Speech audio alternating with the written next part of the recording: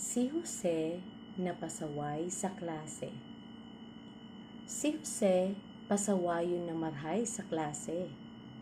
Sinabihan na siya kan sa iyang maestra na dai magparasirot, iapon ang basura sa basurahan, asin dai magpararibok sa klase, pero dai ini nagdadangog.